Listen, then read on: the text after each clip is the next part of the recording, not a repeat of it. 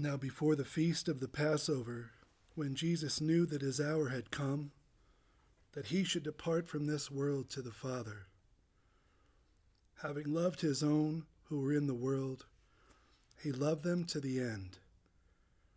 And supper being ended, the devil having already put into the heart of Judas Iscariot, Simon's son, to betray him, Jesus, knowing that the Father had given all things into his hands, and that he had come from God and was going to God,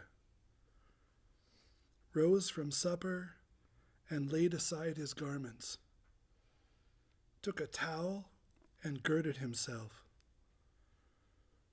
After that, he poured water into a basin and began to wash the disciples' feet and to wipe them with the towel with which he was girded. Then he came to Simon Peter, and Peter said to him, "Lord, are you washing my feet?" Jesus answered and said to him, "What I am doing now you do not understand, but you will know after this." Peter said to him, "You shall never wash my feet." Jesus answered him, "If I do not wash you, you have no part with me." Simon Peter said to him, "Lord, not my feet only, but also my hands and my head." Jesus said to him, "He who is bathed needs only to wash his feet, but is completely clean. And you are clean, but not all of you." For he knew who would betray him, therefore he said, "You are not all clean."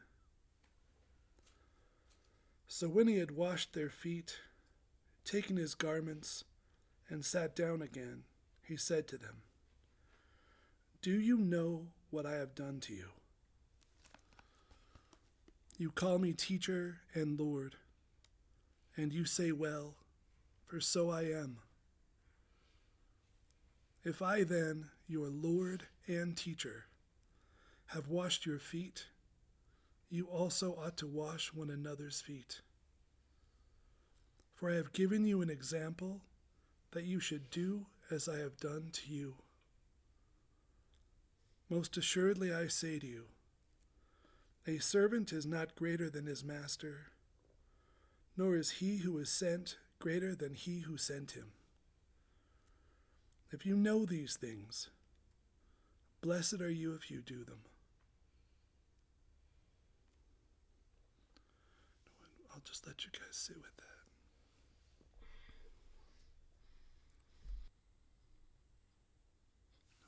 Okay, we could start, you guys. I want to mention the reason I took so long to start tonight is because I felt like I'd be interrupting because the power in the room. And if you aren't noticing that, just take note of that and try next time to notice. It's a ton of power coming in from the Holy Spirit, and it's coming in really strong, and I thought if I talk, I'm interrupting it. So I'm waiting and watching as people are receiving it. And Teresa Avila said she was pretty on fire, so there were other nuns that weren't who were jealous. And she doesn't ever say that, but you can tell that she thinks that. And she said some of the women, if she shares what's happening to her in church, they're saying, "Yes, me too, me too." And she said, "But they wiggle around so much, I just don't believe them."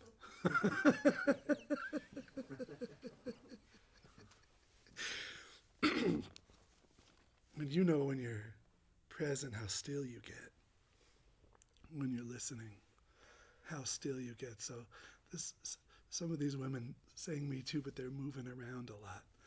So that's neither here nor there. Just probably appropriate to I think I sent a text or an email about that we will just recover that stillness and sacred stillness during that meditation time, because you shake it off. In fact, if you pay attention, you will move around in order to shake it off, but you won't know that's what you're doing unless you pay close attention. There's a tendency, when I used to teach a lot of classes where I would guide people in, you could see people move just as the power was setting into them. You could feel it beginning to set into them. Then they'd move, and it would effectively shake it off. And you could watch them do it the whole time through. And so it's a egoic technique to keep God away. And it's sometimes unconscious. And so if you guys remember last week, I almost wanted to do a class on last week's class, because I listened to it and I thought, yeah, but what about this? I should do it, But one thing I thought was funny when I was talking about this is for other people, maybe you're trying too hard, and then they were like, Clinton, well, this week has been quite intense for me. And in fact, the last 2 weeks have been, I don't want to exaggerate it, but it's been very intense and a lot of growth for me, but also getting called out too. And my disposition towards God, my entire disposition towards God has been cracked and shattered a little and revealed.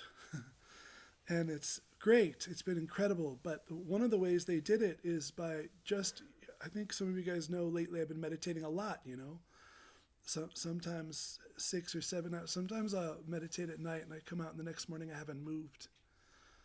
It's like 8 hours later, I'm still in my chair and I haven't moved 1 inch.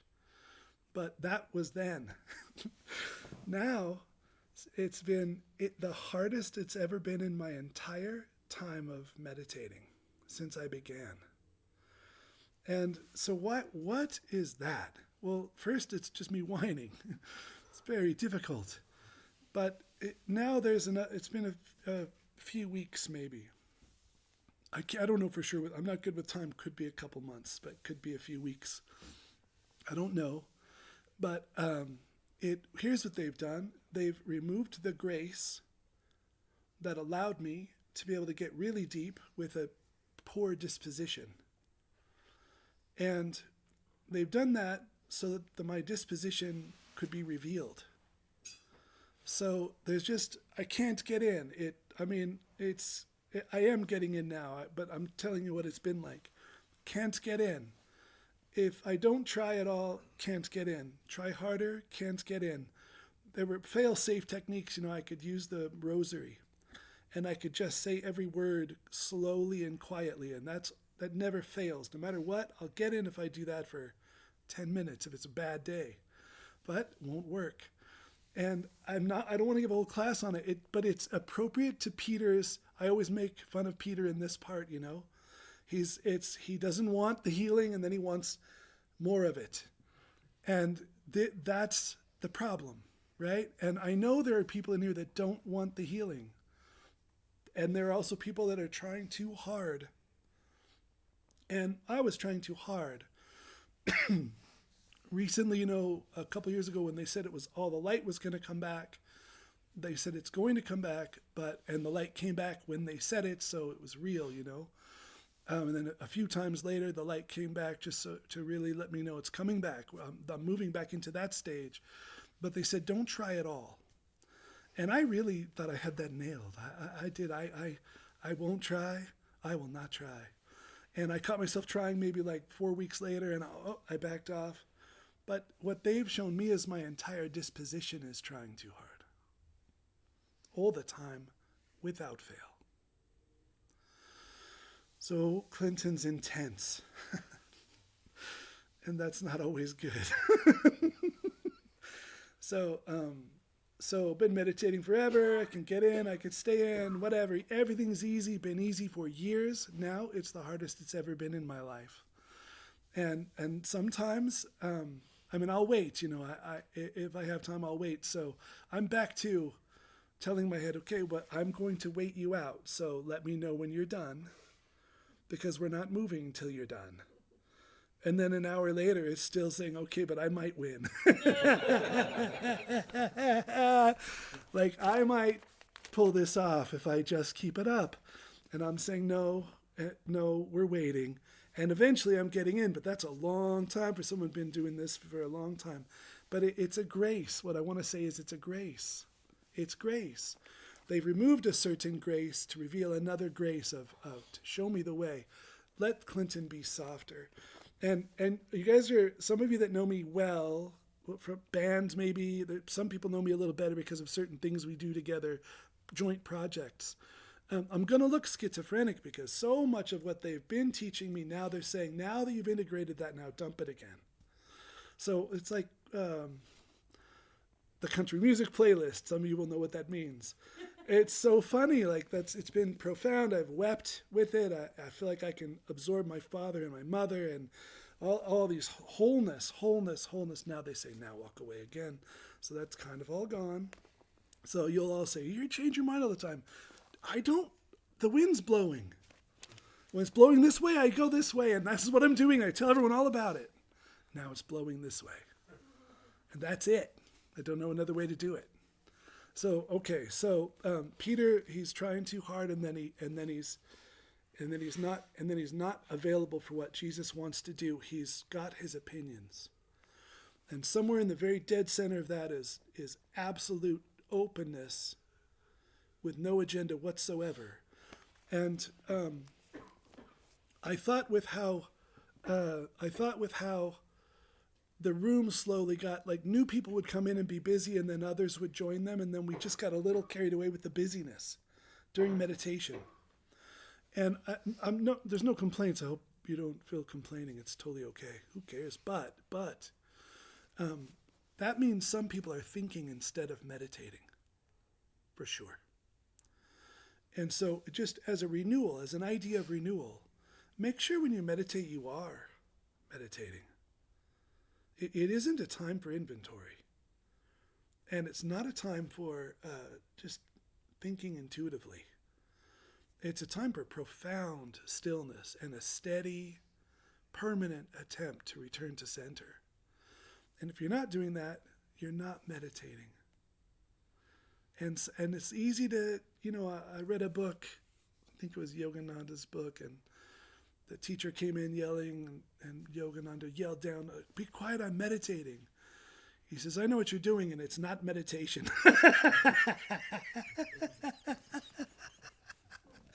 So renew this. It's if you can't get in, you're attached to your problems and yourself. That's all it is. That's all it ever is.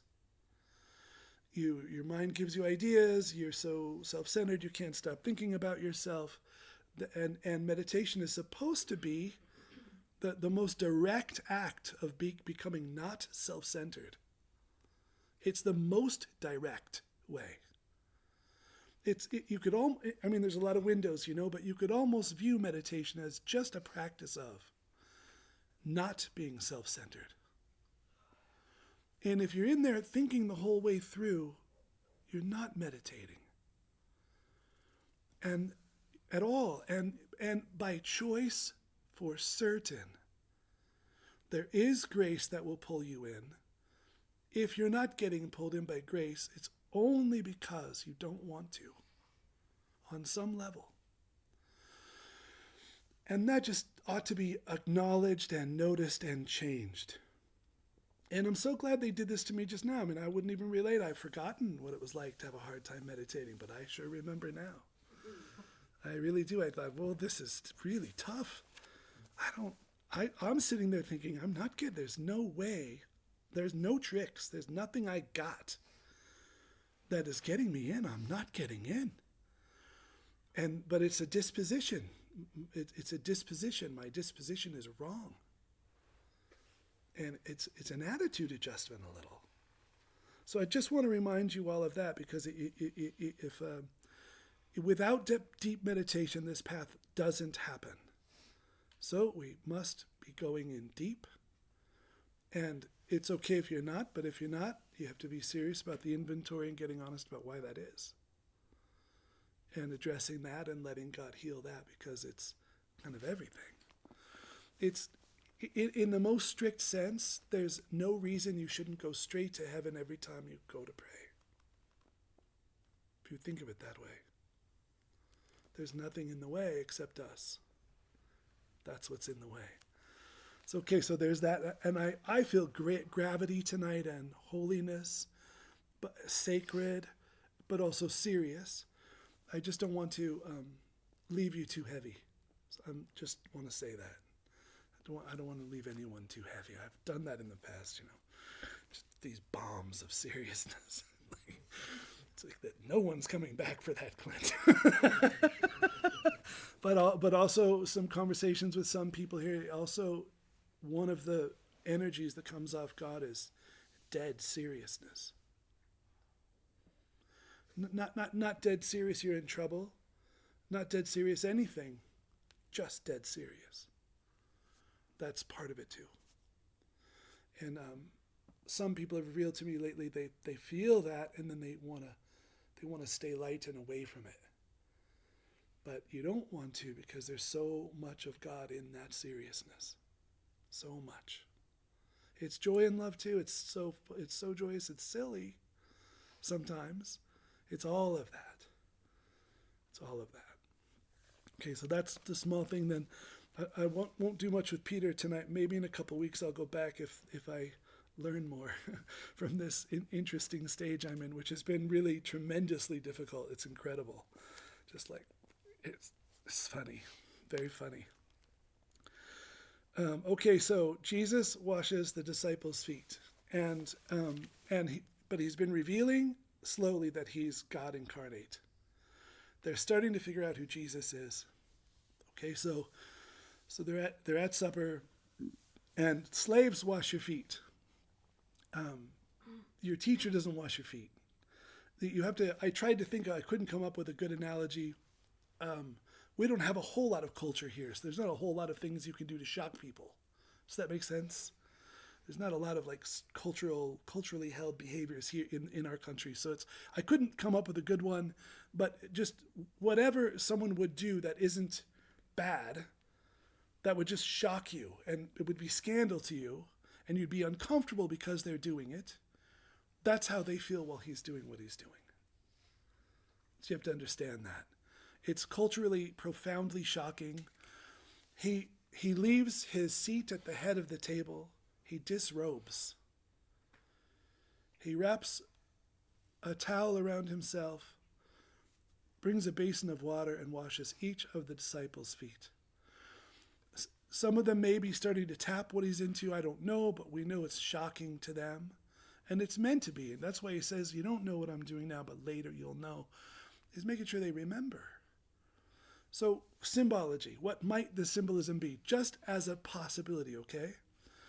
He leaves his seat at the head of the table. He comes down from heaven. He takes off his heavenly garb. He dons worldly garb, a body, to save us from our sins. And then when he's done with that, he puts on his heavenly garb and returns to his seat at the head of the table in heaven. That's symbology. It's all symbolism, but he's doing it. And you think of it later. You think of it later.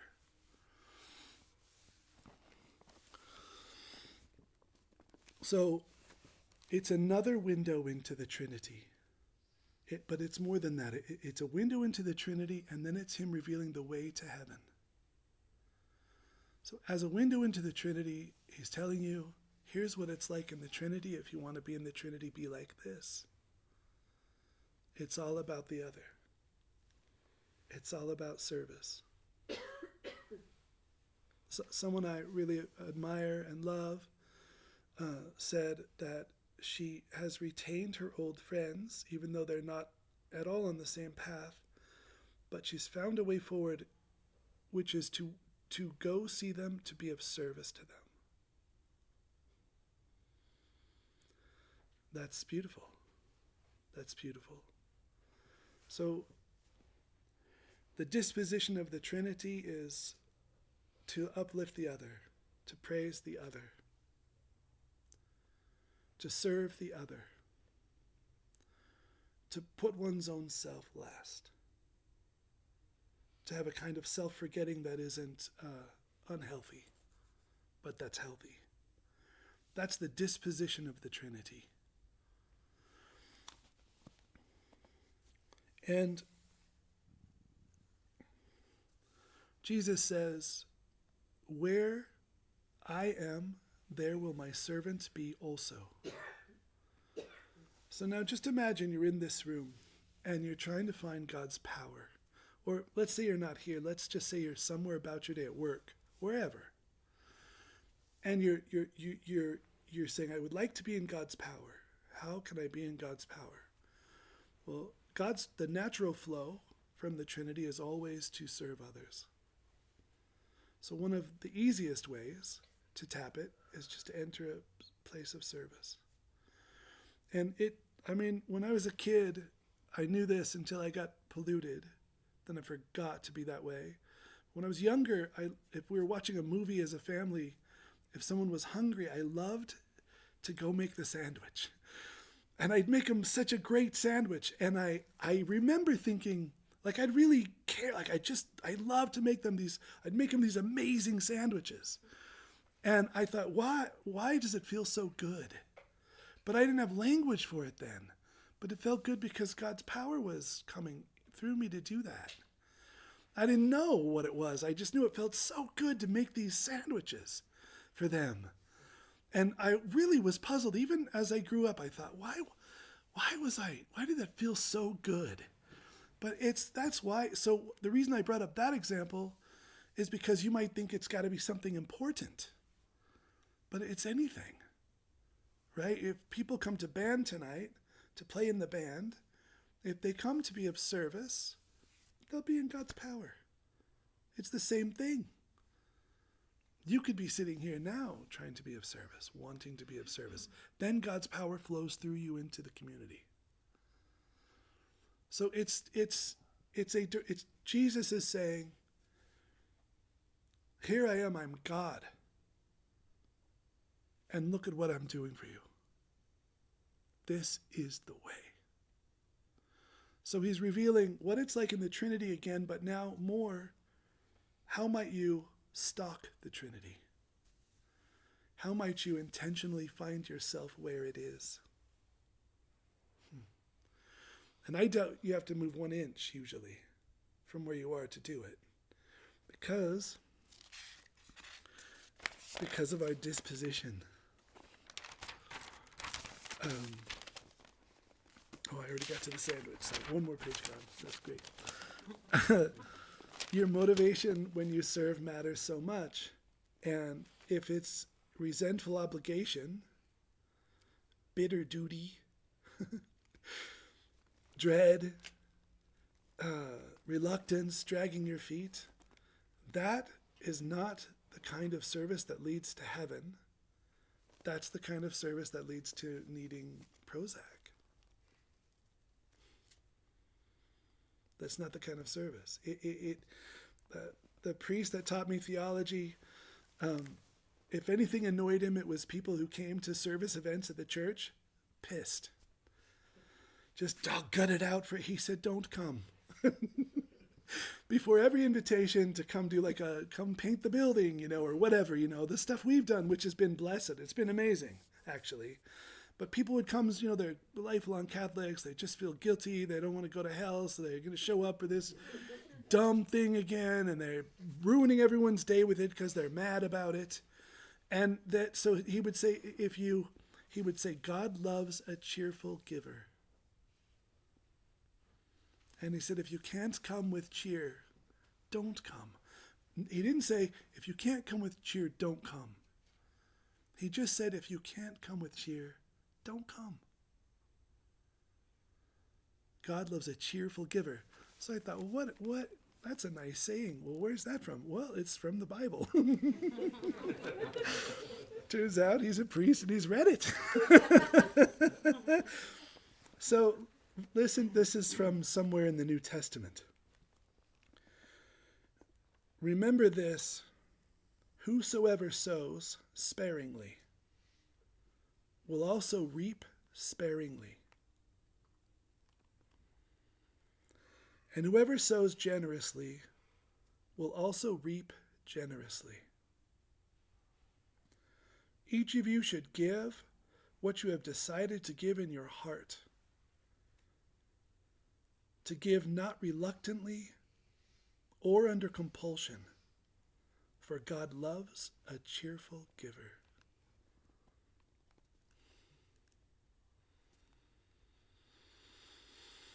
We had these renters, our last set of renters, newlywed couple, really happy. It's new.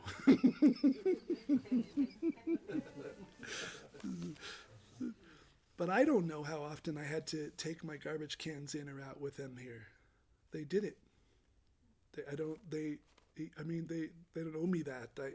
They're paying rent. I do that. But I'd go out, it's done. Come back, it's done. I'd watch the guy. Sometimes I caught him doing, he's smiling. That's a cheerful giver. That's right. That's someone not saying, oh, he owes me that. I'm paying rent. He should do it. He doesn't care about that. He's giving. And there's beauty in that. And I was struck. I said, gosh, these guys are pretty happy. You know, they're going for that. They're giving generously. And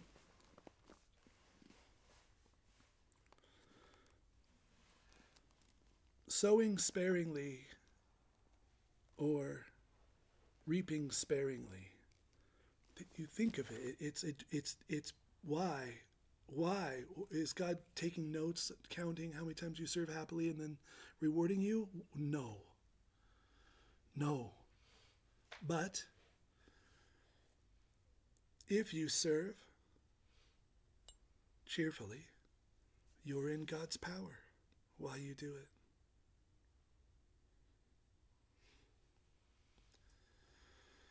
And if you don't, you're not.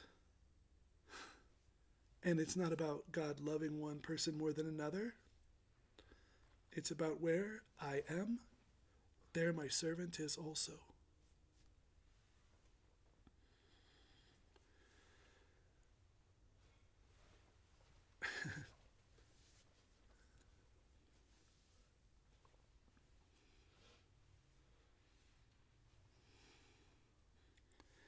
So cheerful giving of time, attention, just attention. You know, you if you just see someone while they talk to you, that is service. That's service. If when people speak to you, you really listen, that's service. So we don't have to think just really big things, you know. It's all things. Cheerful giving of time, attention, services, money, all place you in the flow of power. One of my tricks for that is if I have a repairman come to my home, if he's honest and gives me a fair price, I always give him or her 30 or 50 more. I always do. Now, it's different if I think they're being unfair, then they're just getting what they asked for. But if the person comes and they're true, and I think, that price is just about right, you want more. I always give more then. Always. And you know why? It feels like I'm making that sandwich. It just feels like I'm making that sandwich. Take that's great. Thank you so much. And I try to tell everyone about that person who came in honest. It's love. Same thing with a waiter. If the waiter's just anything above average, then it's 25-30%. That's what I try to do. I try to give. Just give. Love. Because it feels, why? Power. Power comes through you because you're doing what the Trinity is doing.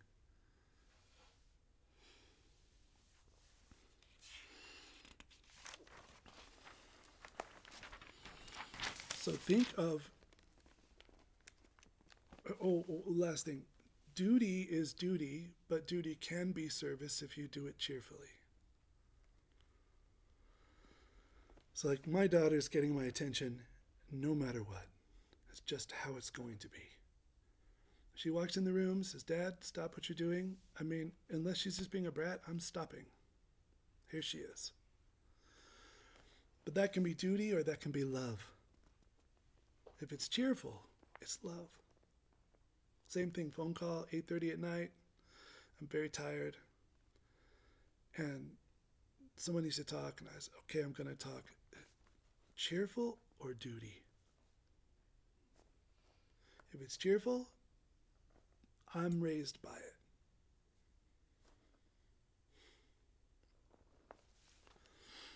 So your disposition in your giving, this is the key. What is your disposition? And to the degree that it can be joyous and generous and giving, to that degree, you reap power from God.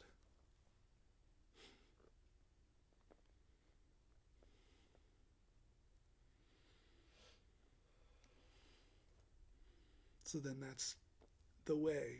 He's telling you, here's the Trinity. I've been showing you the Trinity, and here's where you're headed. That's what heaven is. And now here's one of the ways you get there.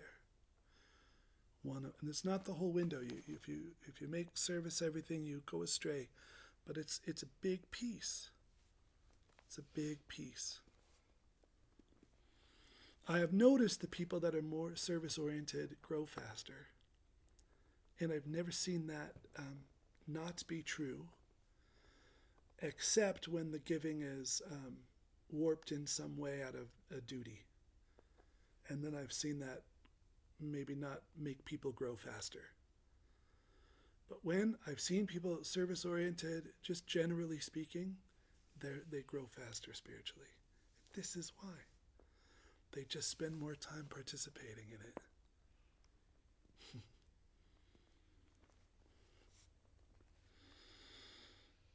Okay, so then Jesus says at the end, though, a servant is not greater than his master. And right after this, he's going to say, if someone receives you, they receive me. And if they receive me, they receive the Father. So then he's showing you that you are literally a channel for Christ to enter the world through service. And I think he's also saying that if your disposition is going to be right with service, you want to make sure Jesus shines more than you while you're doing it. I think he's warning us about ego. You can step into God's power, you're glowing, you're so radiant. And we've got to be like Peter and say, I'm just a man. I'm just a woman, just like you. That's Christ. So I think what he's talking about is to make sure that God is the one that's glorified by our service, so that it is selfless, so that the service is selfless.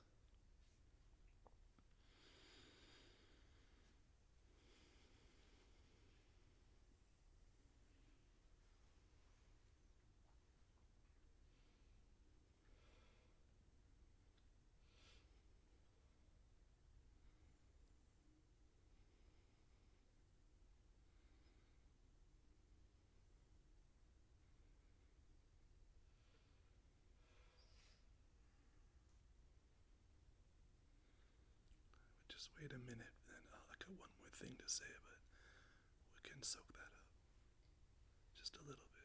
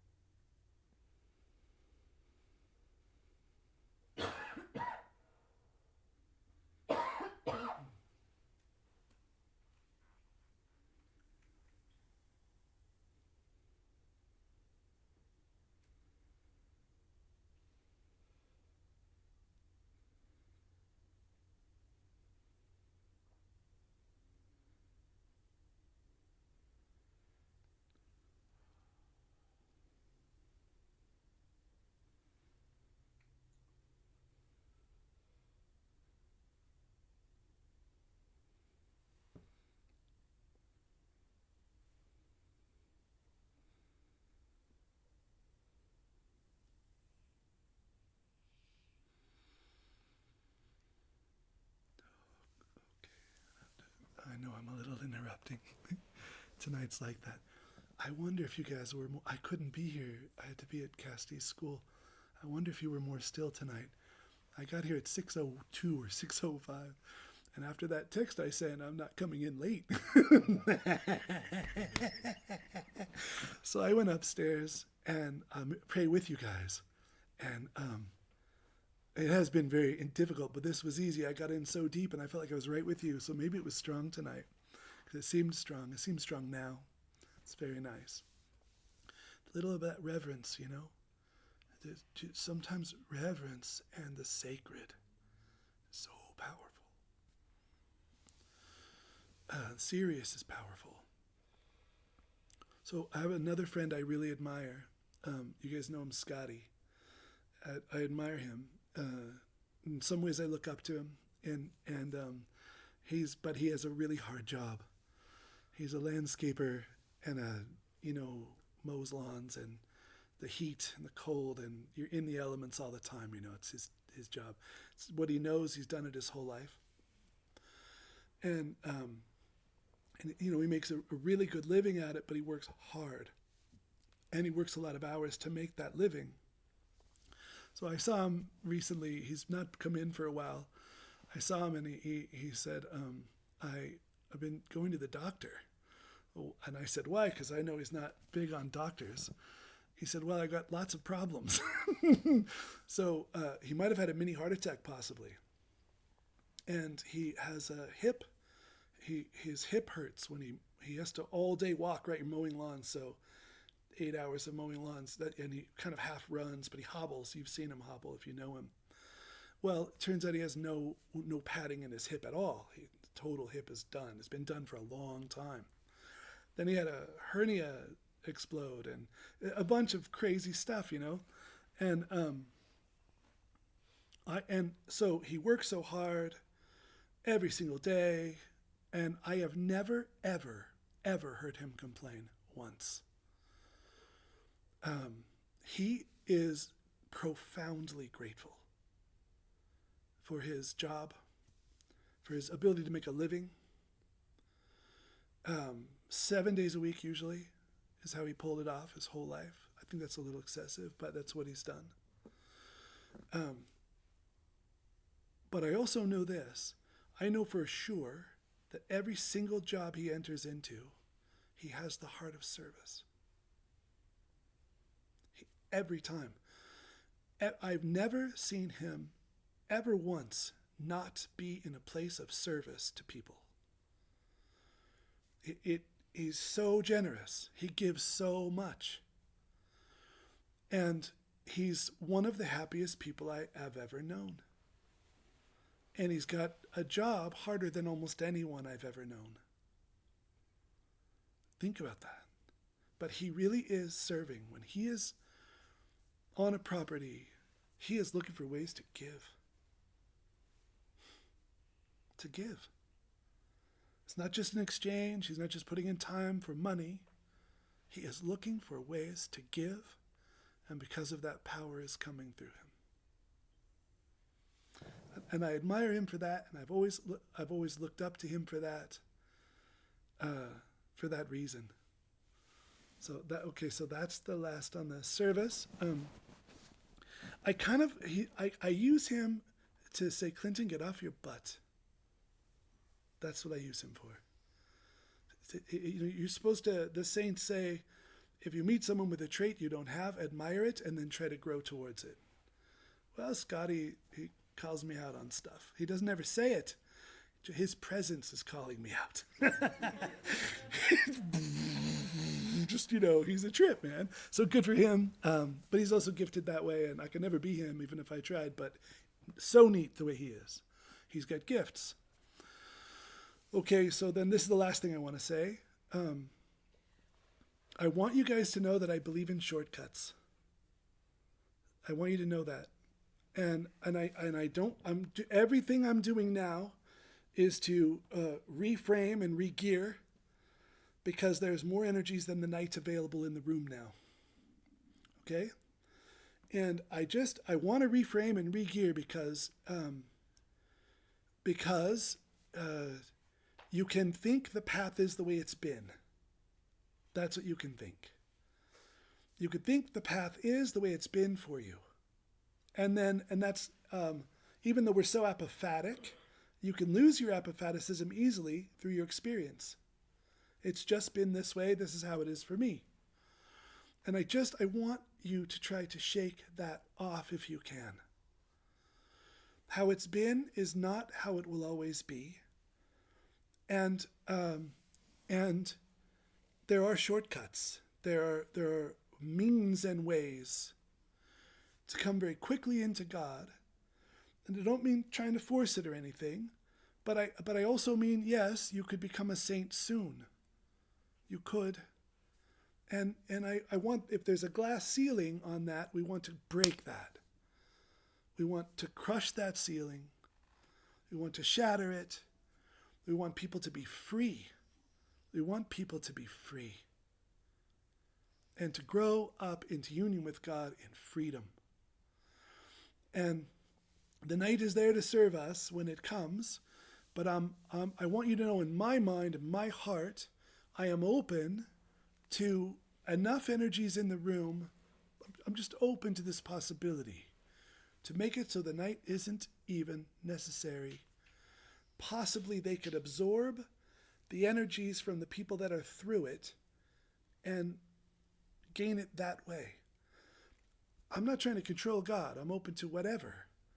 But we don't want to say it is what it's been because we don't yet know what it's going to be. And I've been in a higher dimension. I am coming now back into them, but I've been very far into them for years at a time, and it is very much about miracles there. It's very much about things happening quick instead of slow.